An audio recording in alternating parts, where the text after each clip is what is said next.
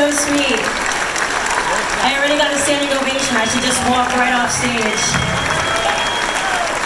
Thank you guys, that is so sweet. It's so great to be back in Washington. How many people were here when I spoke a few months ago? Do I have some repeat people? Yeah, thank you. I'm so glad to be back. I always think it is just such a blessing to be on stage, to be able to share my vision for America and my perspective as growing up as a Black American particularly. That really is the message that I want to share. And before I got onto stage, Melanie asked me a question. I always get this question as I speak. They say, did you ever dream that this would happen? That you would be in this predicament when you started your YouTube series? And the truth is no, I had no idea. Every single day I wake up and I feel blessed. And my strategy has always just been to put one foot in front of the other and to keep going. You know, just a few short years ago, I was a liberal, and that seems totally crazy. Especially if you've been watching me in Congress. They're like, whoa, I don't know where this girl came from.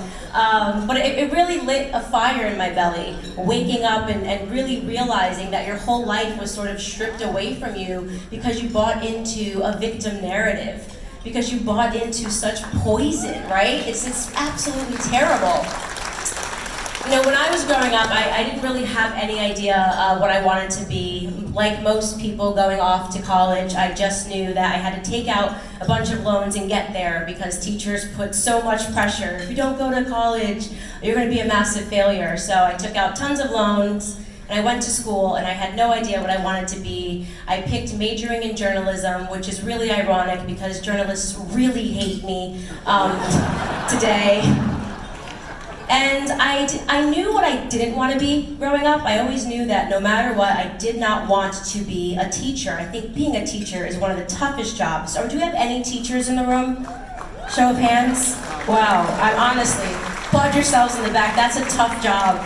Especially preschool, nursery school, having to do kindergarten, having to really rear a bunch of toddlers, I think is probably one of the toughest jobs in America. And I don't say that because I dislike kids. I absolutely love kids. I want to have tons of kids. And I just know that from experience because I used to nanny.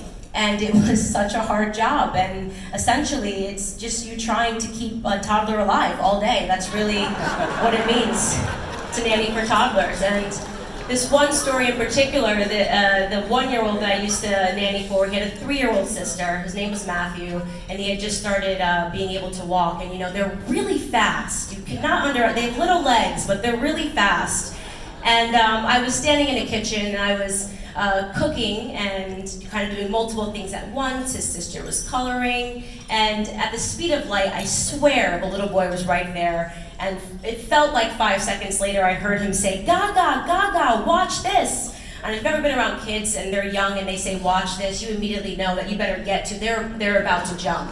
And I sprint over to the staircase, and he just somehow had gotten up the stairs and jumped, absolutely jumped. And I barely caught him right in my arms, and I just went, oh my goodness, and he just goes into a fit of giggles because to him, he just learned to fly. He nailed it. It was exactly what he wanted to do. And I'm sitting here going, this kid just almost died, and I immediately start yelling at him, and I'm like, Matthew, you cannot do that. You're not allowed to do that. And then of course he starts crying, because that's the other part of toddlers, is that every time you save their life, your reward is they cry, right? That's the reward you get for saving their lives all day. And they want to stick their hand in the oven, you save their life, they don't know why, they start crying. That is really the job, which is why I think it's a tremendously tough job, and I never wanted to do it. And God has a sense of humor, because now when people ask me what I do, I really am just sort of a glorified babysitter. I mean, now my job is to go to college campuses, which for those of you who don't know, college campuses are big, it's a big word for nursery school now, okay? And I have to explain to these 18-year-olds why they can't do certain things because they're gonna die, you know? And they're like, why can't we have socialism? Because you're gonna die. We can't have socialism in America. We can't have that. And they ask all of these ridiculous questions, you know, why can't I go into the girls' bathroom? Because you're a boy. I mean, how old are these kids? You're a boy. but my mom says I can pick my gender. Well, you know what? Your mom is really crazy. You can't just pick your gender. And this is my job now. This is my job, to go into a room filled with adult students and to answer very basic questions, like there are only 2 genders. You cannot use that restroom. This is now my job, full time. And I really challenge people to really think about that. When we talk about the left and we talk about everything that they're selling and their movements that they have, you can really reduce it to things that you think might happen if you gave the keys to the world to a bunch of kindergartners, right? I mean, if we were in front of a bunch of kindergartners and you said, how do you think the legal system should run? You might imagine a little girl putting her hand up, maybe her name's Megan. Yes, Megan, how should the legal system run? And she'd say, just believe women. Like, just hashtag believe women. I mean, what an insane concept. And I'd say, no, Megan, that's not a very good idea. We can't just magically believe women. And these are the sorts of ideas that are now coming out of people that are supposed to be learning in college campuses. Blanket rules like believe women, movements like Me Too, things that I have to explain to them why they're harmful and why this ideology is dangerous. And I particularly remember when I was babysitting Matthew and Grace. Kids sometimes they don't like their siblings. They fight the entire time. And Grace had a really bad day with her brother. He was crying a lot, and she sort of just came to me and she said, you know what? I don't want a brother anymore, right? And I had to explain to her that that's not really how it works. You can't just get rid of your brother because you don't like him. And now we have people on the left that think that they can just get rid of the president because they don't like him. We're just gonna impeach him because we don't like him. I mean, this is crazy stuff. And you have to explain to them why that's illogical and why that's wrong and why that is not the way that things work. This is my job full time.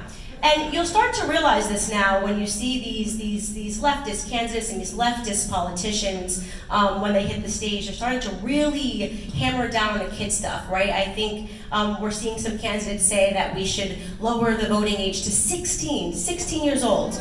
So what they're essentially saying is we need people whose brains aren't developed so we can sell our ideas, right? That's really what they're doing. People that are not fully developed, not mentally mature, and people that have no real life experience, of course. They never had a mortgage, they never paid bills. They actually have lived in this utopia where everything is free because they've been living with their parents. And they want to lower the voting age because that's the best way for them to sell these really bad ideas, like socialism.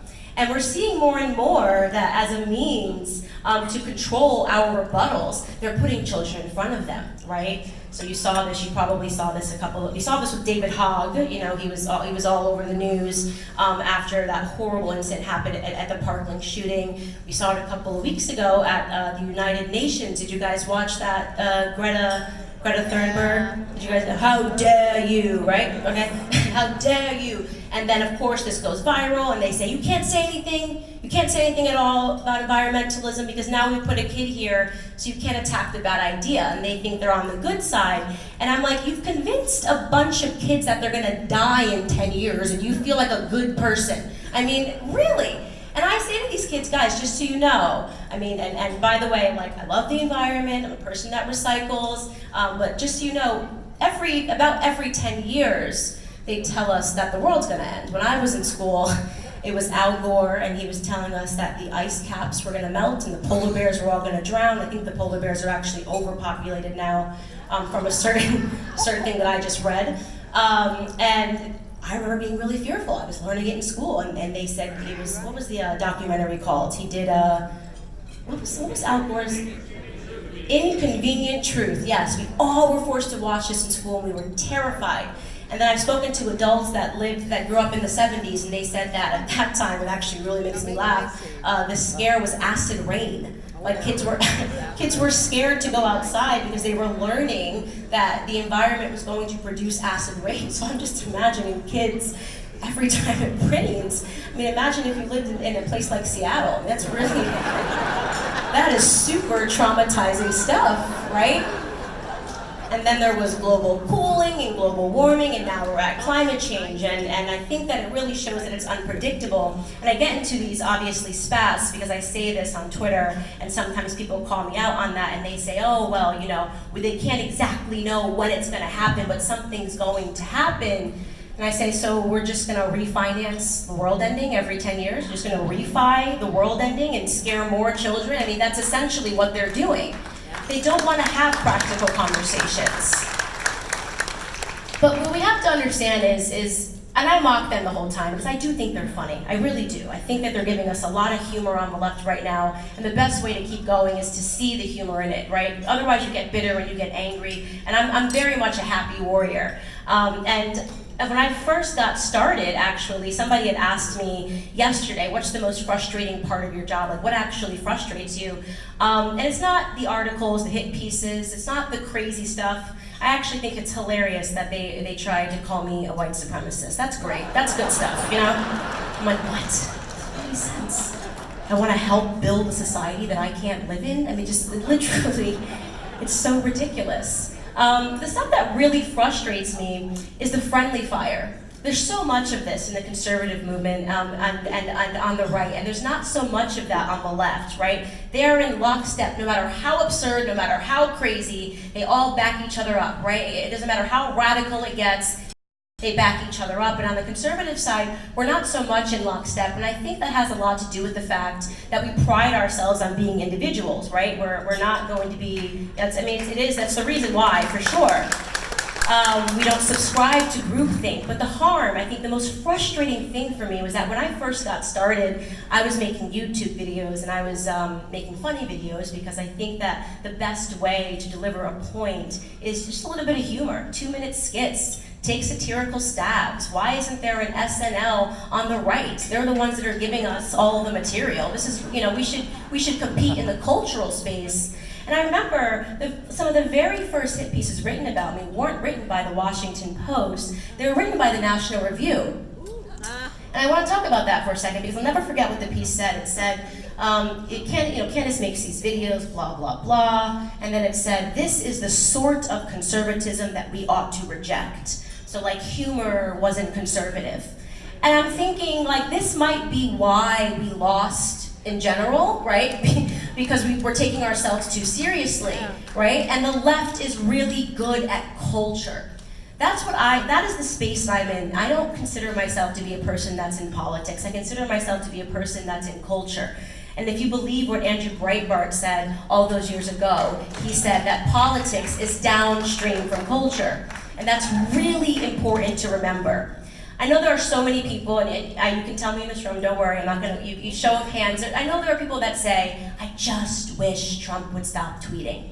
All right, some of you, yeah, I get it. And then I go around and I am taking these rooms, guys, no. He should never stop tweeting. That's culture. The memes, the funny things that he's saying, he's poking fun at them. I mean, this young generation, they love that stuff. I mean, that is social media, Twitter. That really is for Trump what the TV was to JFK, what the radio was to FDR. As technology updates, we have an opportunity to get in and to really inspire young people, and that's what I do every single day. When I created the Blexit movement, when I launched Blexit, aka the Black Exit from the left, from liberal ideology, trying to wake up Black Americans all across this country. Woo! No one believed it could be done. They were just, Candace, there's no way you can do it. It's never happened. You know, the Black community will not wake up. And I'm sitting here and I'm going, well, they're definitely not going to wake up unless we fight for culture. And I understood that very simply because that's the way that they're brainwashing Black Americans. It's the way that I was brainwashed as a Black American via culture. So I said, we have to do something different. We have to do something exciting. It can't be a CPAC, it can't be another conference, it can't be another hotel lobby. We have to do something that feels fun. And if you watch that video, that's what we do. We create music videos that tell the story of Black America. I ask them questions. We show clips from what Black TV used to be. I mean, when I grew up, I was listening to and watching the Huxtables, the Jeffersons, the Winslows. There was a literal show called Family Matters, right? And I asked them, what happened to Black TV?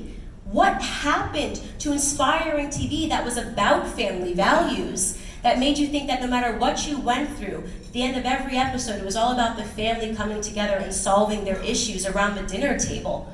All of that's been wiped because culturally they're trying to convince people that that's not the way to go. They've reset our idols across all communities, but especially in the Black community. Now, the most watched Black show is a show called Love and Hip Hop, a show that glorifies baby mamas and aspiring rappers and aspiring strippers that want to rap. Literally, that is the #1 show in Black America. All of that good TV that I grew up in is completely gone. What happened to our television system? What happened to all of the TV, all of the shows that inspired me to want to be something great? They were all doctors and lawyers. They weren't aspiring to be rappers and NBA players. We have to start to win back culture. And, you know, I think that generally I was absolutely blessed. I grew up in a household. Somebody earlier asked me, oh, how does your family feel about what you're doing? It's mixed, you know. You're not allowed to just step into Black conservatism really easy. It's never that easy, you know, because we have been so chained to victimhood. We're dependent on it. We've been told our entire lives that we can't, and it's hard to suddenly say to everybody, hey, actually you can. You can be the author of your own destiny. And it's been hard for some of my family members to understand why I'm a conservative. And somebody had asked me earlier in a private session, who was your source of inspiration? Who inspired you? Where do you get this grit? Are you ever fearful? Are you ever scared? And the truth is, I'm not. I'm genuinely never scared. I'm always happy. People tell me all the time, you need to get security, you need to watch out. No, the left, they're complete wimps, trust me. They're absolute cowards. How are you so brave in front of Jerry Nadler in Congress, you know, Jerry Nadler and Ranking Chairman Jamie Raskin? I'm like, have you seen these guys? And like, if you were scared at all, I was a little nervous walking in, and then I saw them, and I was like, you're the guy causing all this trouble? You know, you look at them, and they're tremendous cowards, and that's the truth. That is the truth. Unless they are surrounded by the media that celebrates them, or unless they are surrounded by 100 of their friends and protesters, they're not going to say anything to me. I wear conservative clothing all through airports. I wear my MAGA hat all through airports. Nobody says anything to me. They're good at tweeting. They mean tweet me. I get a lot of mean tweets, right? And a lot of my backbone comes from my grandfather, who was actually sitting behind me in Congress, for those of you who saw that clip between me and Ted Lieu. And I share this story about my grandfather because it's such an important one for all of us to remember. My grandfather was raised in Fayetteville, North Carolina in the South, and he grew up when America was actually a racist country, you know, not today. Today kids believe it's a racist country. Actually, we used to have a bad history, and my grandfather, being raised in the segregated South on a sharecropping farm, his first job that he had was when he was 5 years old. And his job was to wake up every morning before the sun came up and go out and to lay tobacco out to dry in a hot attic. He also picked cotton. My grandfather has never not had a job. He's worked his entire life, and he grew up with the real Ku Klux Klan. And they would shoot into his home at night. And even when my grandfather would tell us these stories around the dinner table, he said this story with so much pride. He would say, oh, the KKK would come around and spray bullets at our house, and my daddy would grab the shotgun and shoot back at them boys, right?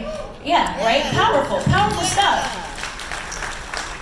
And when I turned 8 years old, I moved into my grandfather's house with my grandmother and my grandfather, and I was so lucky. I look back at that time and I think, what a blessing to have been raised by him. He was so strict. He had so many rules. Some rules I still don't understand. No elbows on the table. I'm still fearful to put my elbows on the table, and I don't know why.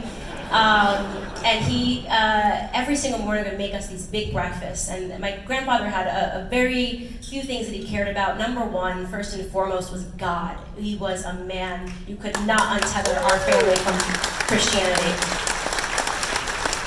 So every morning he'd get up sleepy-eyed and 5 a.m. in the morning, me and my sisters, we tried to race each other down because we wanted to help Granddad flip the pancakes and help him serve the hot cocoa. We thought, that was coffee when we were 8 years old. And he'd go around and we'd have to read a scripture and we'd have to talk about the lesson. And one of the things that my granddad used to do to me, which really traumatized me, was whenever we did anything wrong, he'd work us into the prayer around the table.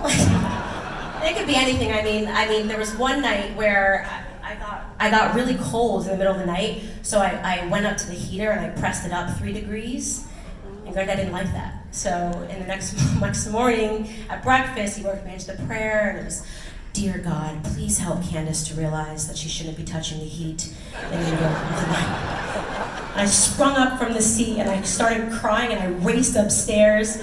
And after he concluded the prayer and breakfast, I didn't eat my food. He came up and I just said, "Why did you have to tell God?" I couldn't believe he told God that I did this thing. And that was a real fear that me and my sisters had, that my granddad was going to tell God on us in these morning prayers. The second thing that my grandfather valued was family. It was all about the family. I mean, each and every one of us, all of the grandchildren, feel that we were raised by my grandfather and my grandmother. We all think that we are their favorite, which is really special. We bicker, but I am the favorite. That's the thing. I'll tell you guys, I am my grandpa's favorite. There's just so many childhood memories of growing up, and he really instilled in us this sense that we could do anything that we wanted. Never, ever once in my grandfather's household did I ever hear him utter a bad word about white people. We grew up, we were around everybody, and he never had this perspective that something was owed to him because of the way that he grew up. The third thing that he believed in was hard work. He never stopped working. In fact, my grandfather does not know how to stop working. He should be done working now, and he still gets up at 5 a.m. in the morning just to do something. And because that's just the way that he was raised, to work hard. He didn't have time to really complain. And he still is this person today. And today, my grandfather, he moved back down south about 13 years ago, and he purchased the sharecropping farm that he grew up on, which is just...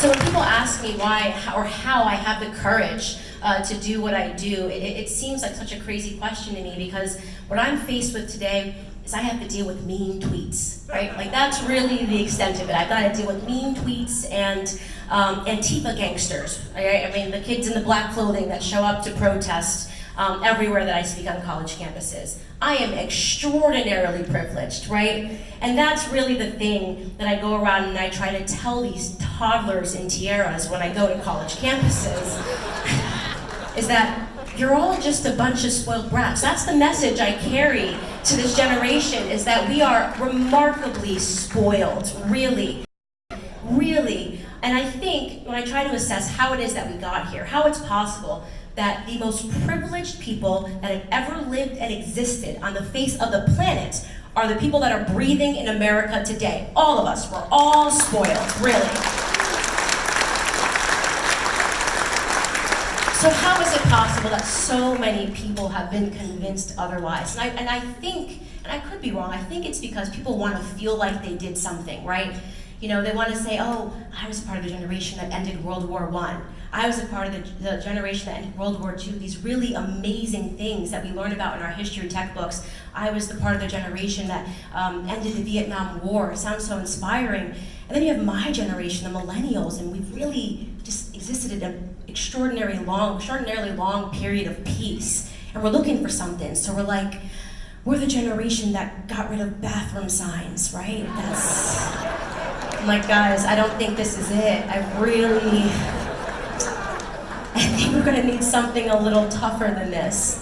It's hard for people to accept peace. That is what I think is what is going on right now in America today. People don't know how to sit down and just be grateful that we live in this tremendous time. Woo!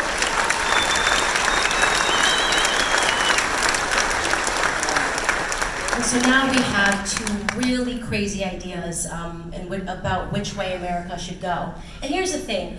Once upon a time, people on the left and the right and the middle, everywhere, agreed on some basic things like America is a good country, right? Suddenly, we don't. We don't. We have one group of people that are saying that we need to radically change and adjust everything we've ever done because we are inherently wrong and evil and racist and xenophobic. And that's where I wake up every day to fight that weird vision of America. We need socialism, we need to give more, we need to give up all of our freedoms, all of the freedoms that our ancestors fought for, we need to essentially give up because we're such an immoral, horrible place. And I wake up every day to fight that, because fighting that means that we're fighting for the American dream. The American dream is what my grandfather lived, to start anywhere in life and know that if you work hard and you make good decisions, this country will reward you. It's that simple.